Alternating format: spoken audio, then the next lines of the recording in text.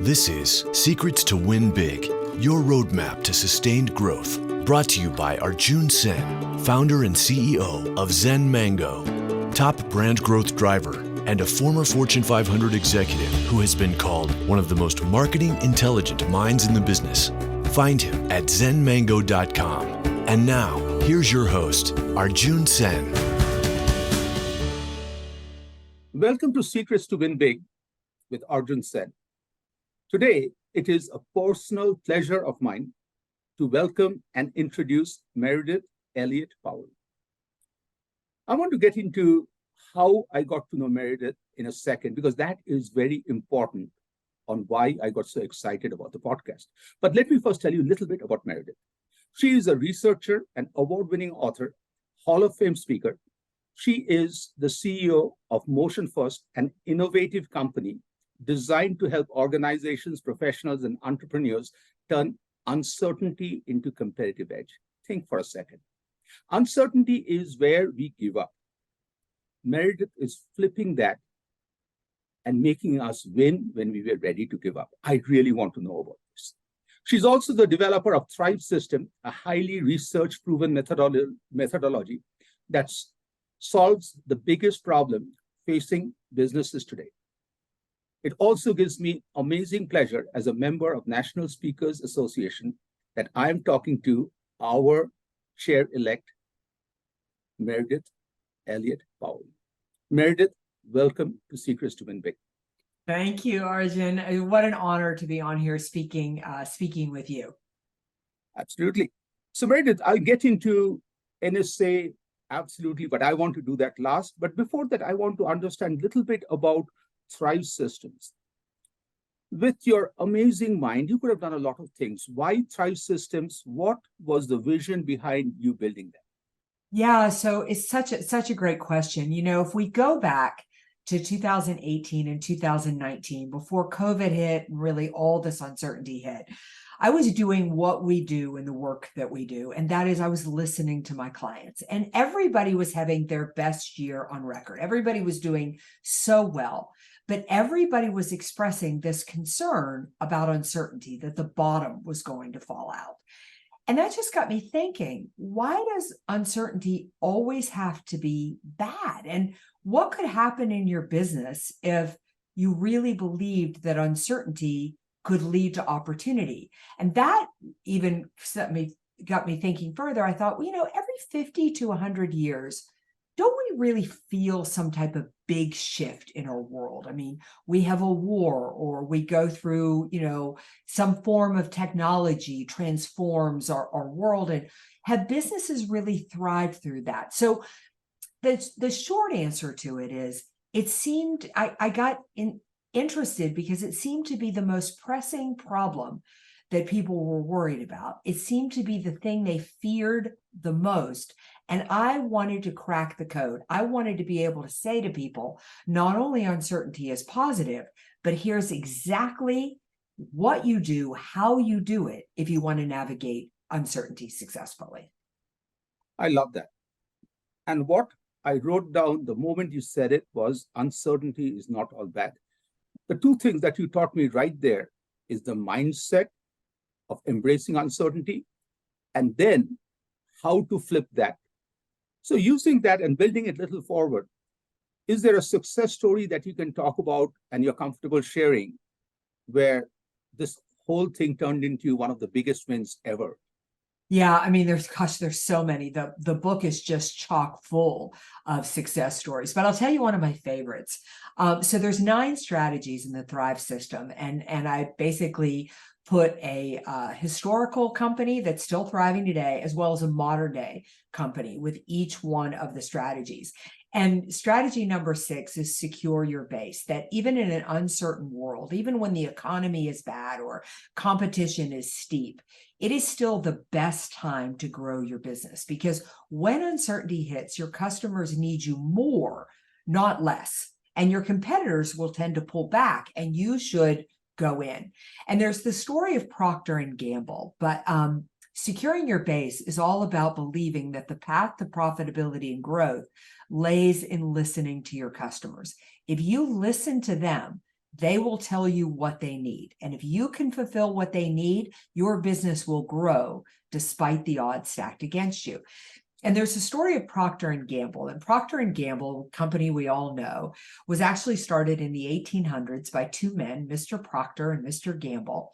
And they had competing businesses. They were getting ready to marry sisters, and one sold candles and one sold soap. And they competed for animal fat, something that was a supply chain issue back in those days and something that was hard to come by. And one night at the dining room table, they were fighting over the price of animal fat when their future father-in-law heard them fighting and said, "Boys, quit competing and form a company." And Procter & Gamble was born. Now, the very first product they wanted to put on the market was soap. Now, you have to understand, in the late 1800s, we weren't far past the ending, of the Civil War. Times were still tight. Money was still, a challenge to people. But before Procter & Gamble ever put soap on the market, they didn't come up with a fancy ad campaign. They went out and talked to customers and tried to figure out what hole their competitors were not filling. And what they learned was people loved soap, were willing to buy soap. But the problem with soap was the fact that it didn't float, that people were tired of getting into the bathtub and soap would slip out of your hands. It would fall to the bottom of the bathtub and you couldn't find it. So Procter & Gamble took a bar of soap, shot air into it, and Ivory soap was born. It was called the soap that floats, for anybody who remembers it. And by the end of the 1800s, they were $1 million company. Now, they weren't $1 million company because they made a better soap or a cheaper soap. They were $1 million company because they solved a problem that their customers have. So that's such an important rule when you grow in uncertainty. People will pay money, but they'll pay money for a company that understands them, not for a company they understand. Wow, there's so many amazing nuggets there. Yeah. The core, what you talked about, is secure your base when you're thriving. Like when we are making money, that's the time to invest in future. It's the same concept. I love also the thing you talked about is seek the hole that your competition is not filling. But of course, you being an amazing storyteller, I just love the whole thing about Mr. Procter, Mr. Gamble. Anybody else told me, I would have not believed, but you, of course, have highest level of credibility. I love that. But bigger picture, it just feels like my friend Meredith is telling me the secret of relationships. Listen to your wife, Arjun. Listen every day. And I really think that if it works in relationships, what you're talking about is the long-term connection for a brand like Procter & Gamble and others is absolutely fascinating.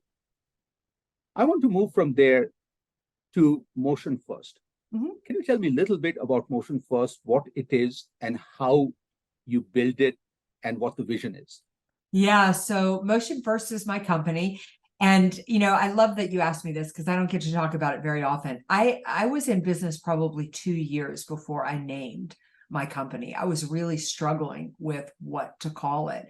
And one day it really hit me, MotionFirst, and I label it as all one word. And it's because I believe that success happens through action.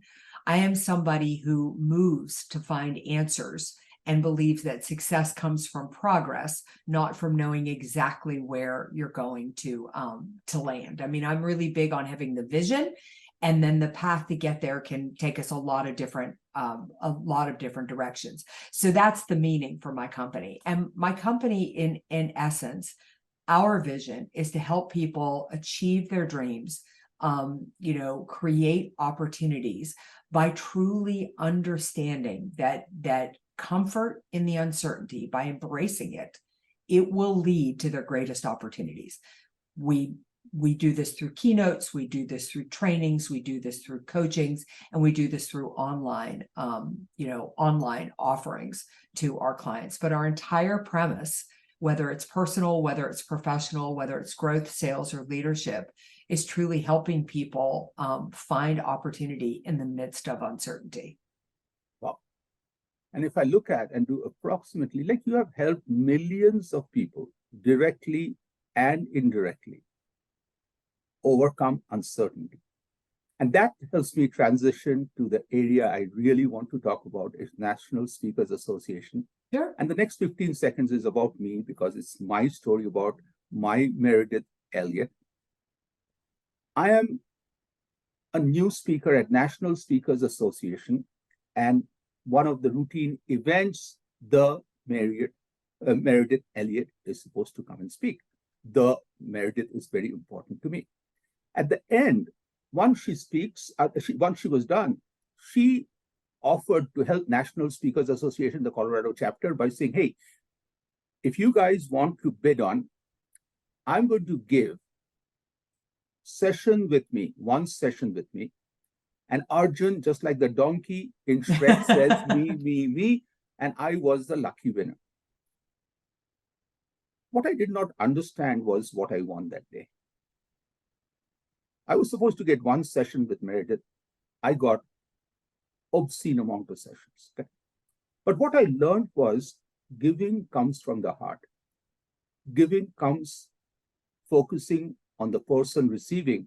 And Meridith, that was the day what I really learned was the spirit of NSA through you and Ruby and others, is how each one of you take time from your busy schedule traveling, giving to us, not just from your home, but coming to our home to give. So thank you. And I really wanted to share and thank you for that. So I want to build on that and ask you, Meridith, so you have been doing this with NSA for all these years. So two parts to this question. One, what is that drive about giving and giving? And secondly, as the president-elect chair-elect, what is your role? What do you want to achieve? Big impact. Yeah, so the drive is easy. The passion is easy for me. First of all, I 100% believe that speaking is an essential business. When COVID happened, I really believed we mattered more than we had ever mattered in the time that I had been speaking. And the reason is because we do two things as speakers. Number one, we give people hope. And hope is very, very important. And we saw that in the middle of COVID. The second is beyond hope, we give them the roadmap of how to be successful. I often tell people that what speakers do is they jump in the deep end first, they figure out how to swim, and then they come back and they teach other people. They say, I figured it out. I'm going to make this easier for you than it was for me. So I believe in this industry. The third part of that, I would say, is the fact that I can't believe the career that I have had. I just shot a video for another friend of ours for his chapter, and he just wanted me to welcome people learning about the National Speakers Association. And I said, I entered this organization 12, 13 years ago as a novice speaker who didn't have a clue what she was doing. I mean, not a clue.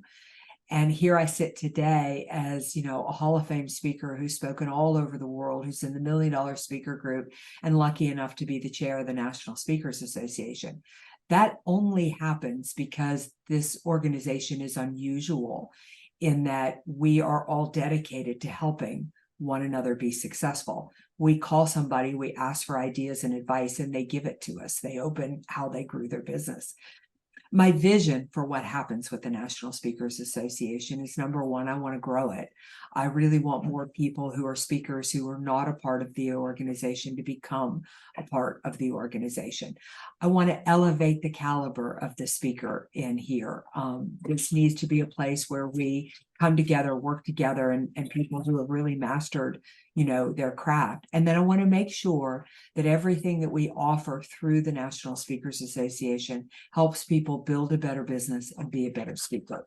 Those are our values. That's what we're about. And if you want to learn how to build a better business or be a better speaker, this is where you come to this organization. When we help each other be better, we are able to go out and impact thousands and millions of people. And again, I just passionately believe that what we do is so important. I love that.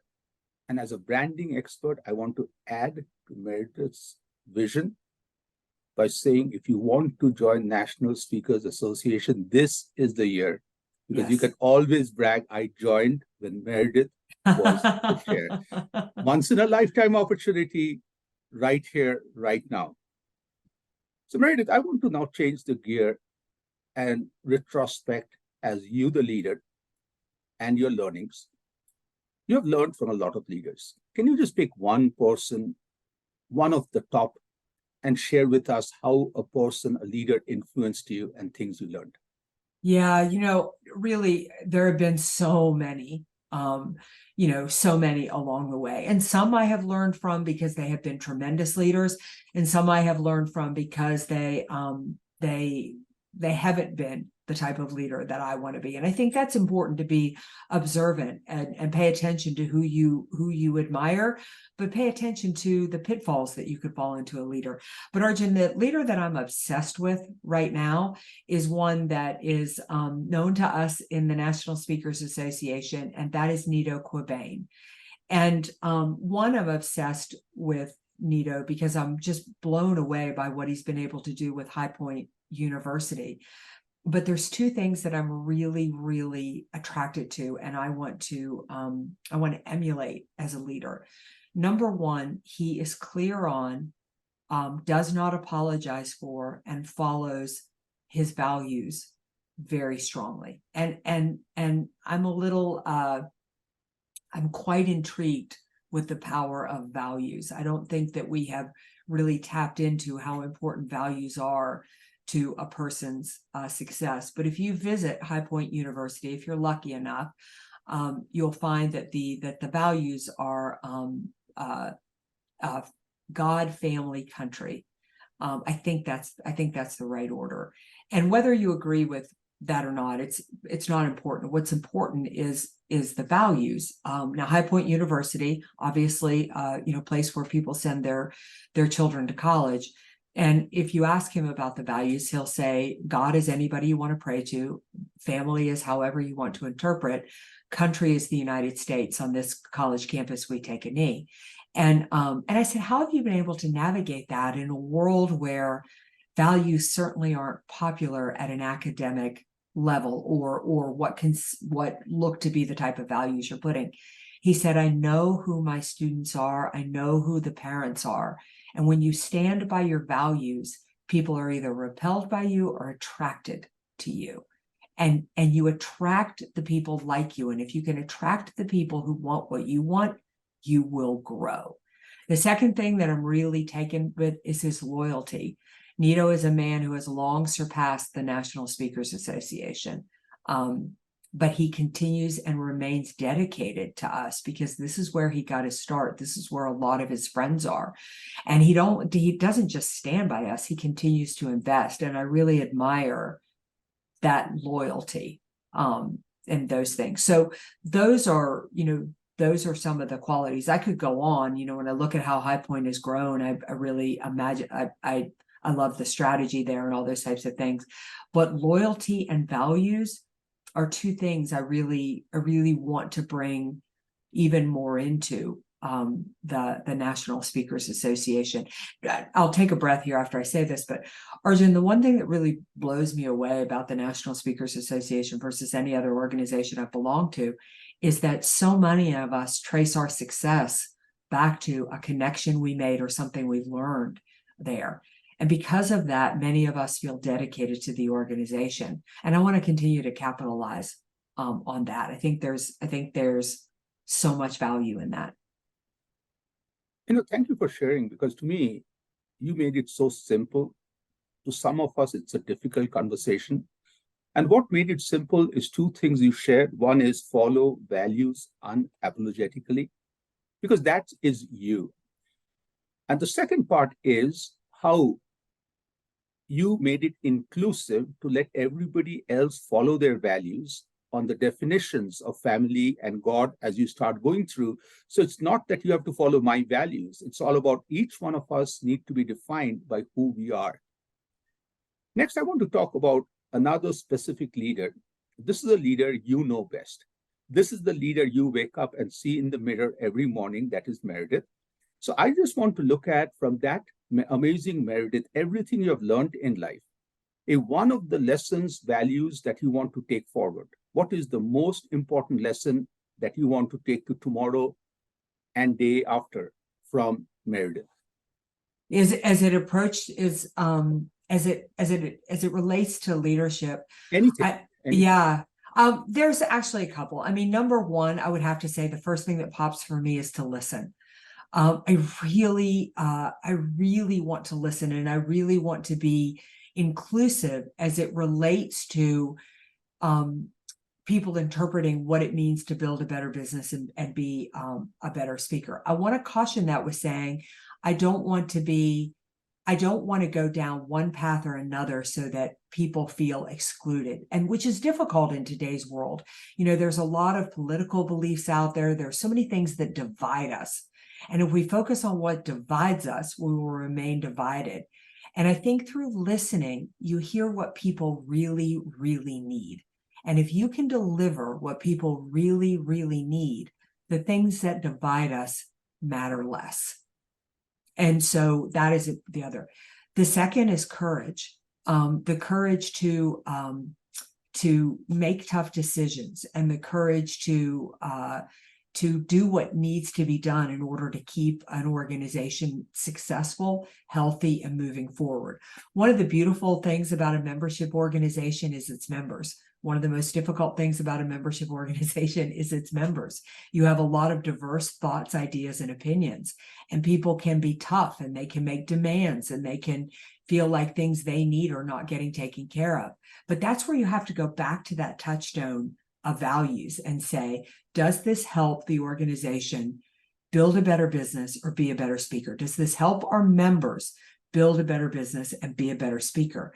And if it does, then it's something that should be listened to. If it doesn't belong within the walls of the National Speakers Association.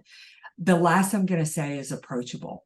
I really want people to feel that, number one, that any success I have is success that they can easily obtain. I really want to open the kimono and really talk about how incredibly bad I was when I entered the walls of the organization, so that people can see that it's here that you learn to do that. And there's nothing that I or other people that have accomplished that if you want to do the work, you can accomplish that too. And that just approachable in the sense that, I want to hear your thoughts. I want to hear your ideas. If you want to get involved, raise your hand. We'll find a role for you. So it would be listening, courage, and approachability. Love that. And the first part, I think, when you talked about and you went inside listening about finding that reason to work together. Yesterday, I was in a board meeting in Denver, and one of the senior board members explained this to us. Is, trust me, more and more reasons we will have to be divided. Yeah. Let's accept that. Yes. Then he said, let's find the one reason we are in the room. And then once we all decide we are inside the tent, then we use our differences to fight like crazy, but as brothers and sisters, because at the end of the day, nobody gets killed. So we come out of the tent stronger and hide the few marks and bruises. That's totally okay between brothers and sisters. I really love that. And as you talked about, I think Arjun needs to hear it twice in 2 days in a row. And you sharing that really helped me. So the next question is my favorite question. And that's the reason I think I do the podcast. Okay. So Meridith, just visualize you just got an e-white. The e-white comes from a 16-year-old Meridith, and that e-white tells you that there's an upcoming event where a 16-year-old Meridith, you today, and 90-year-old Meridith are all meeting. You are in charge of planning the location. So where would this meeting happen? And what would be the conversation gathering? What would happen that day? Yeah, so it would probably happen in a national park somewhere. I mean, I really love to be outdoors more than any place. And I think it's one of the most important places you can go to really open your mind. And I think the conversation that would happen would be that 90-year-old Meridith would be talking to 16-year-old Meridith about the importance of vulnerability, the importance of understanding that the challenges that you have faced in life are not things to be ashamed of, that they are things that have made you stronger and are actually going to be the pivots for your success. The 90-year-old Meridith and the 60-year-old Meridith would discuss the fact that blaming others or blaming a situation is a waste of time and energy, that power comes through responsibility and ownership, that life may not be fair and the things that you're handed may not be fair. But if you can stop focusing on what you don't have and start focusing on what you can, the level to which you can achieve is limitless. Wow. And what would Meredith today do listening to these amazing two minds? What would be your reaction today as you listen? My reaction today would be that the thought would be that the 16-year-old Meredith would far surpass the 90-year-old Meredith. But more importantly than that, I would want to be finding a way, or what I think about is, how do we make this type of thinking mainstream? I feel that the biggest waste of time and energy in life is being a victim, because it's all you're ever going to be. It's the end of your story. And if you can shift that mindset, you just have no idea what you can accomplish and what you can achieve. Meredith, thank you today for taking time to share. You answered every question of mine. It's only fair if you have any questions. If you have a question for me, I would love to try to answer them. Yeah. So my question to you would be is, as you look forward, as you look to what you want to do and what you want to accomplish, what is that? I mean, what is your vision, and what are you doing? Where does the podcast fit into that? So to me, I think this podcast summarizes everything I want to do. You re-taught me Arjun tomorrow wants to be better. And the only way Arjun tomorrow can be better is Arjun invest in Arjun today. When I worked with some of the top golfers on the planet, I realized these people, from the time they're 5 years old, invest 10 to 12 hours a day. There's no personal time off. Every day to maintain current skills and to get better. That's the only path, is invest, learn as you start going through. Second, I think, to live a life of no regrets. Life is too short. None of us, you, me, never intentionally we make mistakes, which means at any point of time, we are the best we can be. Are we perfect? No, but we are humans. Humans are not meant to be perfect. Life will be boring if we become perfect. So tomorrow, I just want to appreciate Arjun today and move forward. And finally, what I'm learning is life is all about people around me. Like, I want to see tomorrow who I will share a table with, who would be around me, what would be the conversations, because that is life. Life is, if you give me more money, I'll find a way to spend. Will it make me more happy? Not at all. But the people around me who make me smile, the people around me who inspire me, are the reasons life gets better. So thank you for asking me that question and forcing me to retrospect, and really appreciate that. So Meredith, this is an amazing conversation. Thank you for taking the time. And I really wish you the very best in the next 1 year and the journey ahead. And I'm just totally amazed how you have built a life and career by giving first, giving second, and also giving third. Thank you again. Thank you very much. It's been an honor to be with you.